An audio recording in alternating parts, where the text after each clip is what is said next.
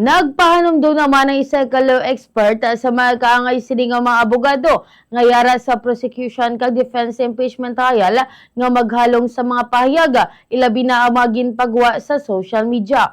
Kasunod ini isang kontrobersiya sa social media post ni Firebait prosecutor nga si si attorney Amando Oliver Ligutana.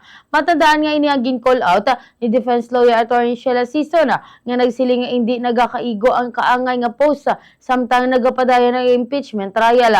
Sa interview sang Bombo Radio kay National Union of People's Lawyers, President Attorney Efraim Cortez, yagin pahayag nga ang pahayag ni Ligutan, isa lamang kapang kabilugan nga pahayaga, kag wala ini sang particular nga ginsambit nga pangalan o kon abogado. Bangod sini, wala ini nagakahulugan nga may direkta ini nga epekto sa o kuna sa hearing mismo. Sunod kay Cortez, importante para sa mga abogado nga mangin balanse sa tunga sa ila freedom of expression kag ang kinahanglanon man nga impartiality sa mga trial.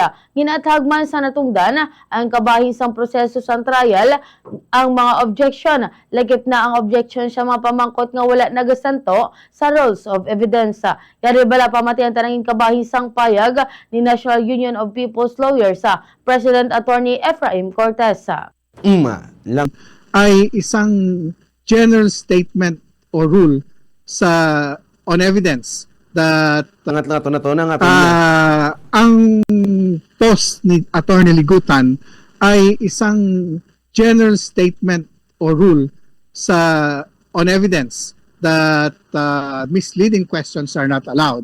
So, kung titignan mo, it has nothing to do, it will not in any way affect yung takbo ng proceedings. So that's where freedom of expression of free speech comes in. Sinasabi lang niya doon is just stating a general rule in evidence that misleading questions are not allowed.